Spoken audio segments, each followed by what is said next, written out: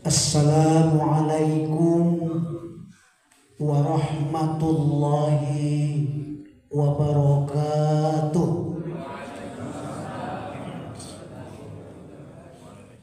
Bapak-bapak, ibu-ibu, kaum muslimin dan kaum muslimat, jamaah salat subuh yang dirahmati Allah.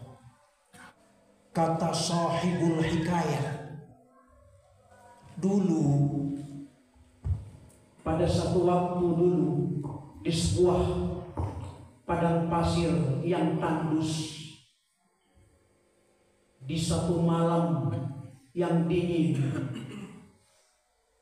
nampak seorang laki-laki dengan bersembunyi mengendap-endap berjalan memasuki daerah yang banyak rumah penduduknya di situ. Siapakah laki-laki itu? Apa yang sedang dilakukannya di malam hari yang dingin di padang pasir itu? Padahal orang lain pada saat itu sudah banyak yang tertidur pulas di atas pembaringannya. Ternyata laki-laki itu, bapak-bapak dan ibu-ibu, bukan sembarang orang. Lelaki itu adalah seorang pembegal, seorang penyamun, seorang perampok yang sangat ditakuti di wilayah itu dan di masa itu. Malam itu dia akan kembali melakukan aksinya, ya. Tetapi malam itu dia tidak atau bukan akan mencuri atau merampok harta dan benda. Malam itu dia akan mencuri, dia akan merampok kesucian dari seorang wanita. Sudah lama wanita itu menarik hasrat dan syahwatnya. Pelan-pelan dia dekati rumah wanita itu. Ketika diintipnya dari luar, dia terkejut karena tidak seperti yang dibayangkannya. Dalam bayangannya wanita itu sedang tertidur pulas dengan mimpi-mimpinya. Tetapi ternyata Bapak dan Ibu, dilihatnya wanita itu sedang sholat malam.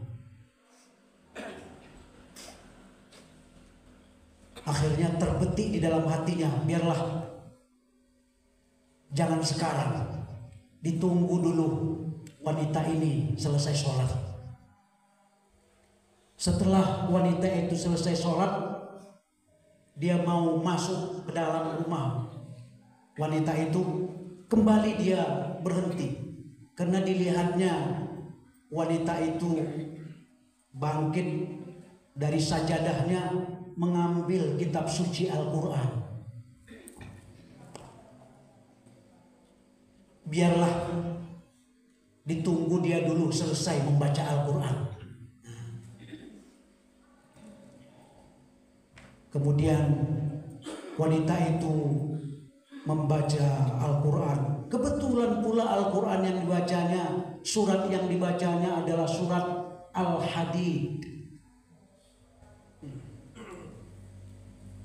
Al-Hadid itu artinya besi, ya, surat Al-Hadid.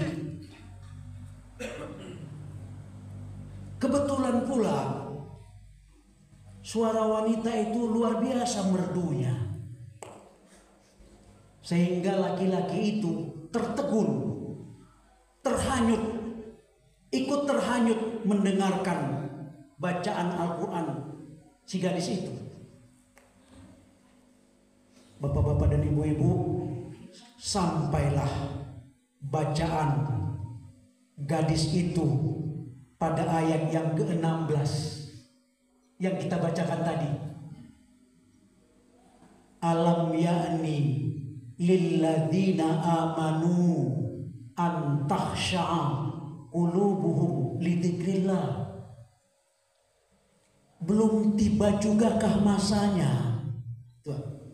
Belum tiba jugakah waktunya bagi orang-orang beriman untuk tunduk hati mereka mengingat Allah, untuk menerima kebenaran yang datang dibawa oleh Al-Quran? Belum datang jugakah masanya? Laki-laki ini, Pak, Bu, dia ngerti bahasa Arab, dia tahu artinya. Mendengar ayat ini dibacakan, badannya gemetar. Gemetar badannya. Belum juga tiba masanya. Gitu ya. Bergetar. Tanpa terasa, tanpa diduga, air matanya keluar, bercucuran. Seolah-olah dia menjawab ya, ayat Al-Quran tadi. Belum tiba jugakah masanya? Keluar ungkapan dari mulutnya, ya sudah tiba masanya, sekaranglah masanya. Dan dia pergi meninggalkan tempat itu. Dan tidak hanya meninggalkan tempat itu, mulai hari itu dia meninggalkan dunianya yang lama. Dia tinggalkan dunia maksiat. Dia tinggalkan dunia perbegalan dan perampokan. Dan dia pergi menuntut ilmu agama kepada para ulama. Akhirnya bapak-bapak dan ibu-ibu, beberapa tahun kemudian muncullah di daerah Samarkand, di daerah Uzbekistan sekarang, seorang ulama tasawuf yang bernama Fudail bin Iyad. Itulah dia laki-laki itu yang dulunya perampok, yang dulunya pembegal, paling ditakuti, berubah menjadi seorang ulama tasawuf yang sangat terkenal, Bu. Siapa namanya, Bu? Fudail bin Iyad. Satu ayat mampu merubah hidupnya. Ya, Pak. Hanya satu ayat merubah hidup seorang perampok besar, Fudail bin Iyad. Kalau ada orang belajar ilmu tasawuf,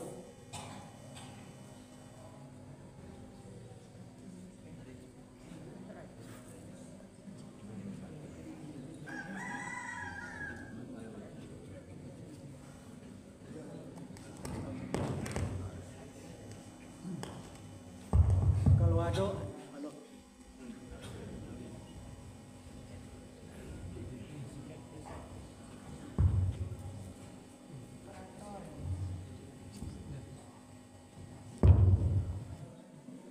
kalau ada orang belajar ilmu tasawuf, pasti harus berkenalan dengan Fudail bin Iyad.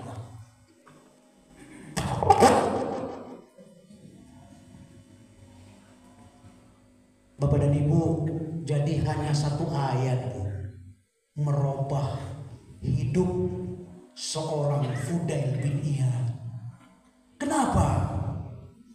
Kenapa hanya dengan satu ayat Al-Quran saja hidupnya bisa berubah total? Ada apa? Apa rahasianya? Pak, hidayah itu memang dari Allah. Iya, Pak. Hidayah itu dari Allah. Tetapi Bapak dan Ibu, Allah pun mendatangkan hidayah bukan tanpa sebab.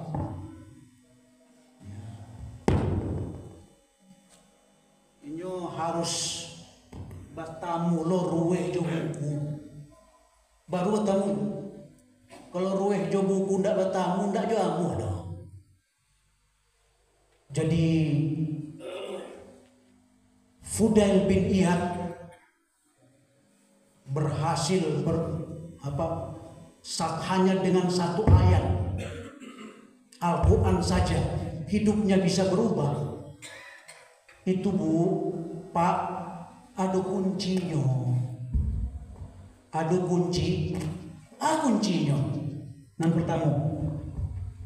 pertama Fudail bin Iyad itu Bapak dan Ibu ya, merasakan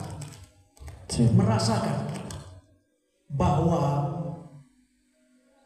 ketika ayat Al-Quran itu dia dengar, ya, dia merasakan bahwa Allah sedang berbicara kepada dia.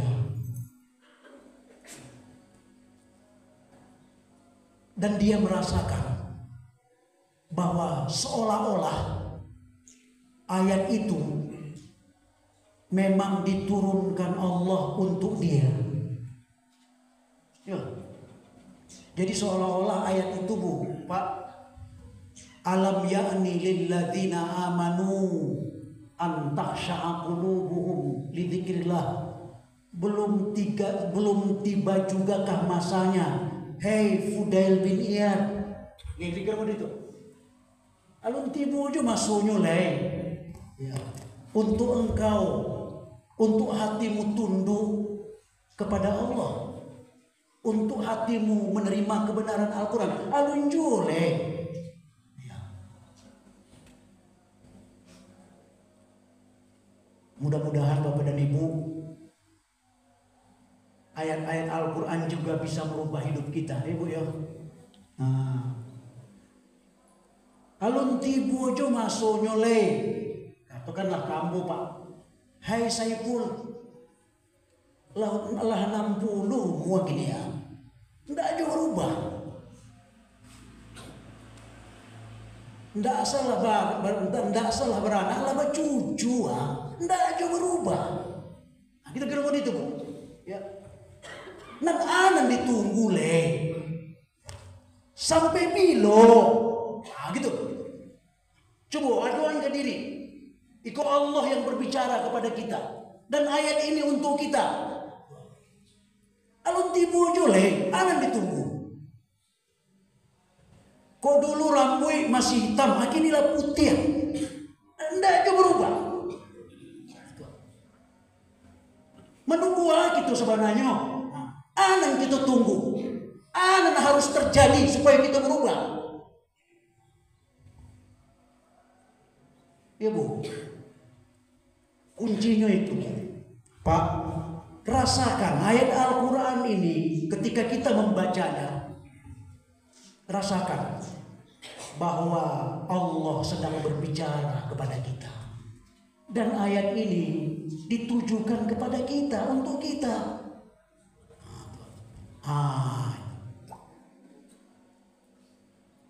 Lah masuk tahun baru 1 Hijri 1 Muharram 1447 Hijriah hari kok. Lalu kita berubah nah gitu.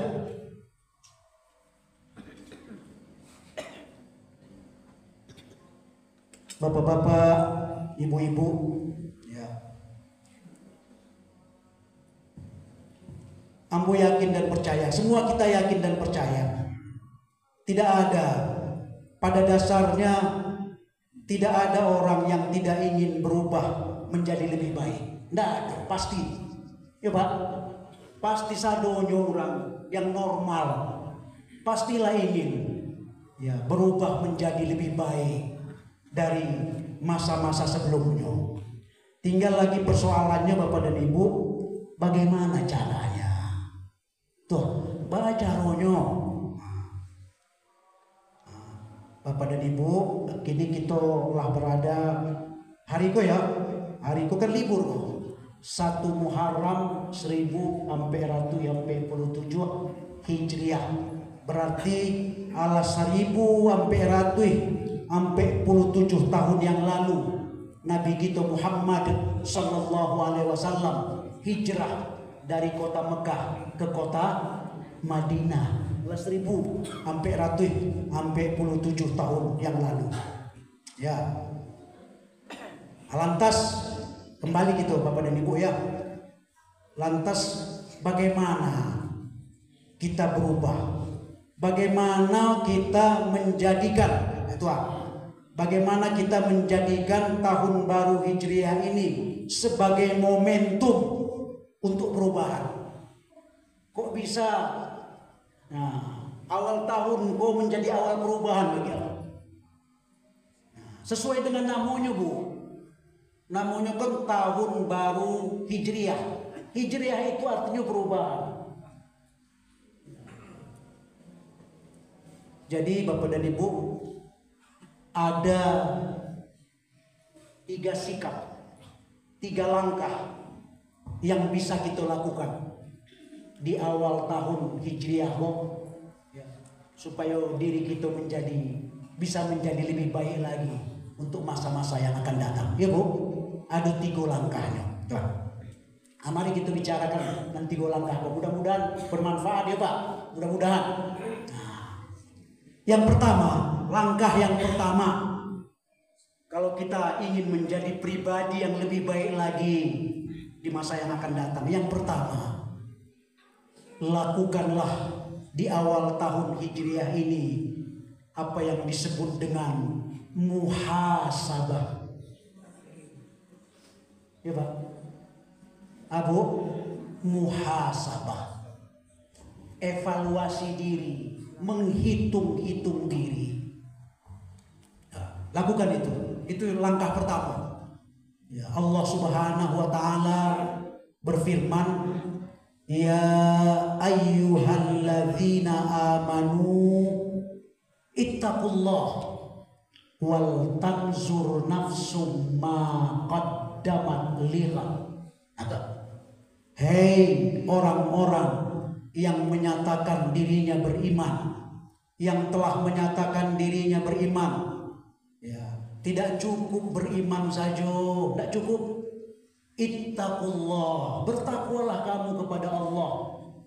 Rasakan dengan imanmu itu bahwa dirimu senantiasa diawasi oleh Allah. Itu ittaqullah itu merasa diri diawasi, dimonitor oleh Allah. Di mana saja kita berada, Allah ada bersama kita. Kan gitu. Tidak cukup iman saja, tapi rasakan di dalam diri bahwa diriku senantiasa berada di bawah pengawasan Allah. Wal tanzur nafsum ma qaddamat lighad, dan hendaklah setiap diri memperhatikan, merenungkan, memikirkan apa yang telah dia lakukan untuk hari esok. Itu namanya muhasabah, Bu.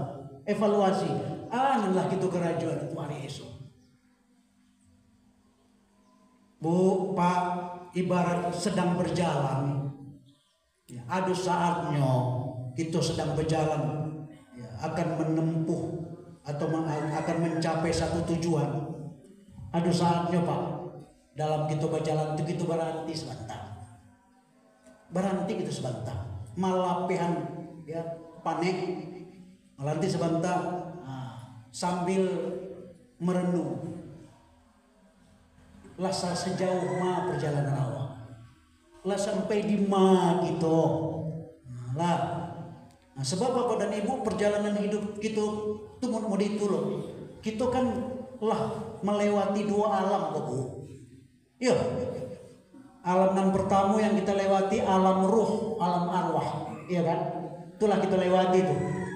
Kemudian setelah alam arwah kita masuk ke alam rahim, dalam kandungan ibu kita masing-masing.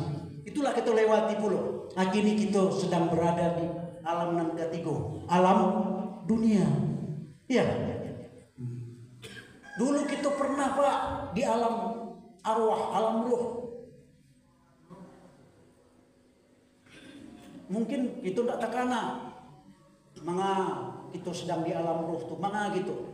Tapi Pak, ikulah aku nanya ada orang melakukan penelitian. Pak, coba kanak-kanak gini, dia apa? Ibu-ibu juga kanak-kanak. Pernah enggak apa-apa ibu-ibu basuh seseorang Ya, baswo dengan seseorang yang orang itu baru sekali itu bertemu dengan bapak dan ibu. Ya, baru sekali itu bertemu jenjong. Tetapi rasul-rasulnya kok awalah kenal lamu jenjong. Pernah ada Pak? Rasul-rasulnya itulah kenal lama padahal baru sekali itu bertemu. Atau pernah enggak bapak-bapak dan ibu-ibu pergi ke satu daerah, pergi ke satu tempat, padahal kita baru sekali itu ke tempat itu. Tapi rasul-rasulnya ambo enggak asing dengan tempat itu. Pernah enggak Pak? Kalau pernah, itulah. Itu mungkin dulu kitalah berkenalan di alam ruh. Nah, ruh kitalah berkenalan. Tapi kita lupa saat di dunia bertamu balik. Itulah makanya kita ada bertamu jauh orang baru sekali tapi rasul-rasulullah dah kayak mana lah kenal mana kat satu tampe ya padahal baru sekali itu baru tapi rasul-rasulnya lah pernah ke daerah akhirnya lumur itu ambobu tahun baratu pai ke Malaysia ke Kuala Lumpur pai ke satu daerah. Rasul-rasulnya udah asing di daerah tuh. Tapi bila lagu mencari daerah kan itu padahal awalun pernah ke situ sebelumnya. Itu mungkin itu tadi kita sudah pernah mengunjunginya di alam ruh. Wallahu a'lam. Jadi Bapak dan Ibu sekarang ini kita sedang berada di alam dunia. Nah, ingat Bu sebagai bahan evaluasi bahan muhasabah bagi kita, dunia ini bukan tempat tinggal, ya Bu, tapi dunia ini tempat meninggal, bukan tempat tinggal dunia ini, tapi tempat meninggal. Yo, suatu saat kita akan meninggalkan dunia, Bu. Ya pasti itu, nggak bisa enggak. Ketika kita nanti meninggalkan dunia ini Bu, Pak, ya apa pakaian terindah gitu Bu? Kain kafan. Itu pakaian terindah ketika kita meninggalkan dunia di surga. Apa parfum termahal gitu Bu? Kapur barus. Itulah parfum termahal kita waktu meninggalkan dunia di surga. Kapur barus. Apa kendaraan termewah gitu Bu? Keranda. Ya keranda namanya sih kok. Itulah kendaraan termewah gitu Pak. Walaupun orang punya foto rancak, foto mewah, foto mahal, tidak akan sampai mantan ke Pusaro gitu kan. Tidak bisa masuk foto ke Pusaro, ke daerah kawasan Pusaro. Jo keranda aja udah sampai. Dan perumahan villa termewah itu adalah liang lahat, ya kan Bu? Itulah nanti. Nah, itu pasti. Nah, jadi yang pertama langkah kita melakukan muhasabah. Nah, kalau orang melakukan muhasabah Bu, dia tidak akan sibuk lagi dengan aib orang lain. Kenapa? Aibnya saja tidak selesai di nyodo. Mengalu mengurus aib orang lain. Aib awak sudah tidak selesai dia. Terlampau banyak aib dan kekurangan kita Bu. Cuma kita beruntung saja. Allah masih menutupi aib-aib itu. Ya kan Bu? Kalau dibukaan Allah aib kita lah. Nampak sadonyo kekurangan dan aib kita. Allah hanya masih beruntung kita, Allah masih menutupi aib-aib itu. Jadi kalau orang ya sudah melakukan muhasabahnya akan sampai kepada kesimpulan dia tidak akan pernah merasa soleh karena merasa soleh itu salah, ya Bu. Tapi dia merasa salah karena merasa salah itulah yang soleh. Yo, itu.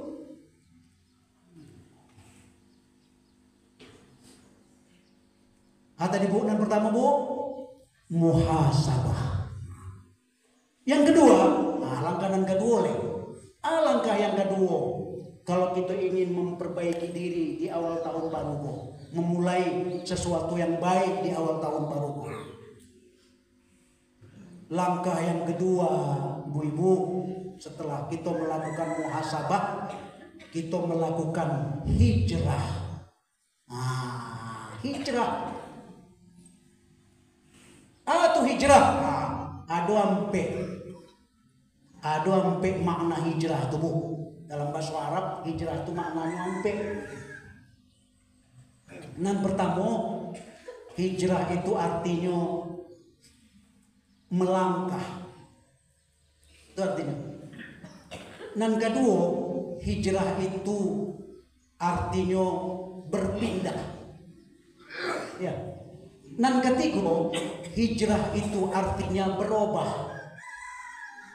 Dan yang keempat, hijrah itu artinya meninggalkan.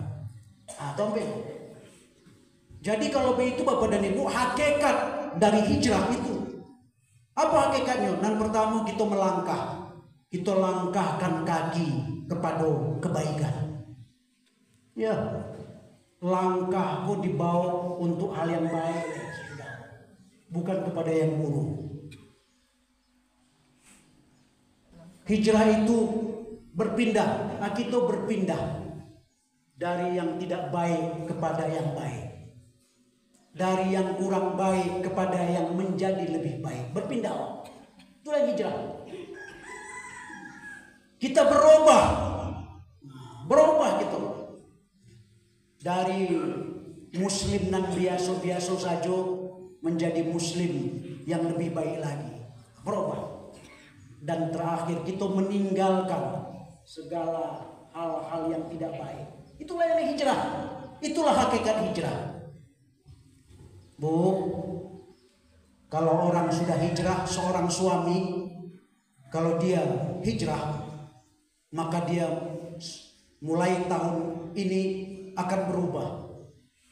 Dari suami yang mungkin kurang perhatian kepada istri, menjadi suami yang sangat perhatian kepada istri dan keluarga, ya kan? Seorang istri kalau hijrah, Bu, maka dia akan berubah dari seorang istri yang mungkin selama ini kurang taat dan patuh kepada suami, menjadi istri yang patuh kepada suaminya, ya kan, Bu? Dari seorang istri, dari seorang ibu, ya, yang kurang begitu memperhatikan perkembangan anak-anaknya, menjadi ibu yang sangat penyayang. Dan itu, Bu, berubah. Itulah hijrah. Bu, kadang-kadang kan di masyarakat awal, kadang-kadang kok, ya Ustadz, kok mohon maaf Ibu, kadang-kadang kok terjadi. Istri itu kan Ustadz orang lain. Ya ada gitu. Karena kalau adik nggak ada bagi adik Ustaz, mantan adik nggak ada, tapi mantan istri lah ya Ustaz, ya, mantan suami ada, iya kan? Iyo, ada mantan istri, ada mantan suami, iyo betul tuh. Tetapi Bapak dan Ibu, karena istri bisa menjadi mantan istri, karena suami bisa menjadi mantan suami, makanya kita harus merawatnya dengan baik, Pak. Supaya ini jangan jadi mantan. Iya kan? Kita rawat dengan baik. Yang kedua, oke, ada mantan istri. Tetapi Bapak dan Ibu, siapa yang berani membantah bahwa istrilah yang akan bersama kita sampai menua, sampai mati? Ya, siapa? Lihat dua anak-anak nanik sama awak susah, kan terasa di gitu. Ya. Dan akan menua bersama itu suami istri. Anak-anak lah punya dunianya sendiri puluh. Bu, kan terasa di ibu-ibu. Kalau anak-anak lah bigadang, ya kan, nyolah punya keluarga. Awak tinggal sama dua di rumah. Nah, coba, ya kan, awak katu itulah. Ya mungkin aku terasa gini Bu, dia mau terasa gini. Ba mangkonyo Ada ungkapan sayang awak ke anak lebih sayang ke cucu. Ya Pak ya. Ada karena itulah suasana batin tadi. Ndak ada le di rumah, ndak ada anak kete di rumah, timbul kerinduan. Ndak ada nan ka dibelai, ndak ada nan ka disayang. Mau sayang awak ke cucu. Tuh. Awak tumpahkan sayang ke cucu tuh. Ya. Apole mungkin kok ada sebagian kita yang sayangnya dulu tidak terlampiaskan ke anak, hanya balikan ke cucu. Kira-kira mode itulah. Ya. Jadi yang kedua apa tadi Bu? Yang kedua Bu? Yang kedua hijrah, pindah gitu. Bapak dan Ibu, itu yang kedua ya. Jadi kalau kita sudah hijrah ini Bu, maka kita akan berubah. Dulu pemarah menjadi pemurah, ya kan? Dulu pengejek menjadi pengajak, berubah gitu, ya. Berubah dari yang negatif menjadi positif. Ya. Kemudian nan kabar Bu, yang ketiga. Langkah yang ketiga supaya kita menjadi pribadi yang lebih baik setelah kita melakukan muhasabah, ya kan? Setelah kita melakukan hijrah, maka yang ketiga kita harus istiqomah.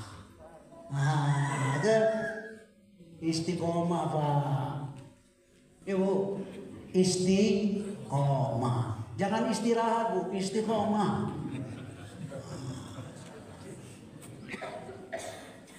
Lanjutkan, jangan lanjutkan. Memang harus diakui Bapak dan Ibu. Ya. Nan bare itu ya istiqomah. Itu nan bare.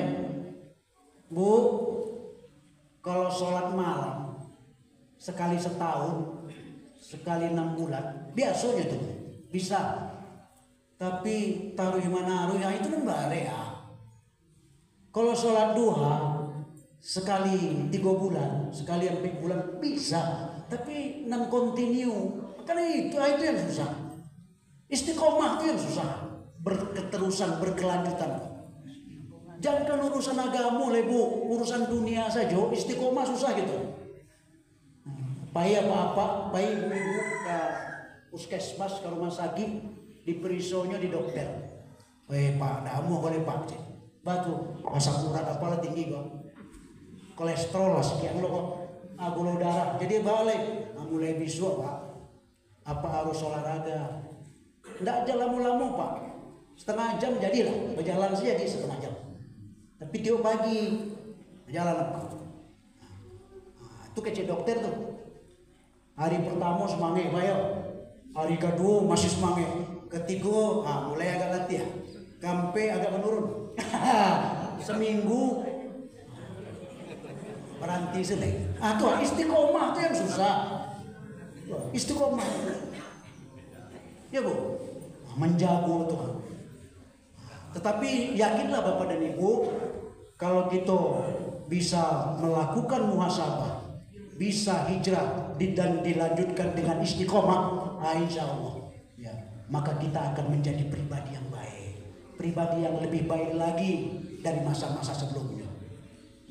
Bapak dan Ibu, Allah Subhanahu wa taala mengingatkan kita dalam surat Fussilat ayat 30. Ya, surah Fussilat ayat 30. Innal ladzina qalu rabbunallah tsumma istaqamu tatanazzalu alaihimul malaikah alla takhafu wa la tahzanu wa abshiru bil jannati allati kuntum tu'adun.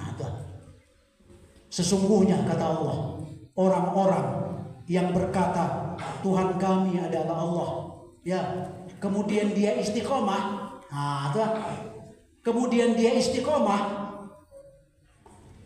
tatanazzalu alaihimul malaikah. Nanti kata Allah akan datang kepada mereka malaikat, dan malaikat itu berkata, alla takhafu, jangan takut, wala tahzanu, jangan khawatir, wa abshiru bil jannati allati kuntum tu'adun, dan bergembiralah kamu dengan surga yang telah dijanjikan untukmu. Bu, boleh tahu ibu-ibu, bila malaikat itu datang, menurut para ulama, malaikat itu akan datang kepada orang-orang yang istiqomah dalam keimanannya pada 3 waktu. Ya, 3. Dan ikut diakui bu, pada 3 waktu kok adalah di mana manusia tidak berdaya. 3 waktu kok manusia tidak berdaya, tidak bisa melakukan apa-apa di 3 waktu. Bila tuh nan pertama, Pak, manusia tidak bisa berbuat apa-apa, tidak berdaya. Yang pertama kapan? Pada waktu sakaratul maut. Nggak ada bu. Kalau tiba sakaratul maut tuh nggak ada gitu yang berdaya. Ya, sasantiang-santiang orang, sasebat-hebat orang ketika sakaratul maut lunglai, nggak ada deh. Nggak ada cerita tuh. Petinju, ya, tukang angkat basi, tiba sakaratul maut tuh hilang, nggak ada deh. Nggak berdaya. Ketika sakaratul maut tuh nggak berdaya, nggak ada satu pun yang berdaya. Bahkan ibu, pernah ibu malape orang meninggal. Coba kanak-kanak, apa-apa mungkin punya pengalaman mengawali orang yang dalam keadaan sakaratul maut itu bah. Ya, mohon maaf Bapak dan Ibu, macam-macam yang kita temukan dalam keadaan sakaratul. Tapi intinya pada waktu sakaratul maut itu orang tidak berdaya. Ya, adonan begitu-begitu sajalah. Adonan macam-macam lah Allah. Tapi pokoknya intinya tidak berdaya, tidak bisa melakukan apa-apa lagi pada waktu sakaratul maut. Pada saat-saat malaikat maut akan melaksanakan tugasnya, tidak ada yang berdaya. Nah, disinilah keuntungan orang-orang yang istiqomah dalam keimanannya. Pada saat dia tidak berdaya itu datang malaikat. Nah, tuh datang malaikat menghibur bu. Kecil malaikat, la takhaf wa la tahzan, jangan takut. Tidak ada yang perlu ditakutkan, tidak ada yang perlu dikhawatirkan kecil malaikat. Ya, tenang salah, surga sudah menanti. Nah itu jadi tenang sama ibunya, tenang, tidak gelisah. Ada orang kan menjelang kematian tuh gelisah, datang tuara. Di saat gelisah seperti itu malaikat datang. Itulah kelebihan orang yang istiqomah. Datang malaikat.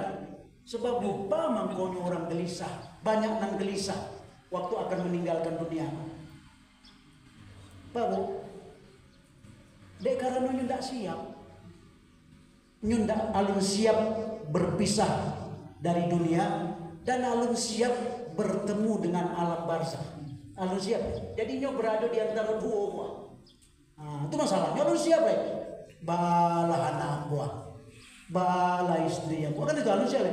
Bala perusahaan gua, bala para gua, macam itu meninggal tuh lu siapa ya?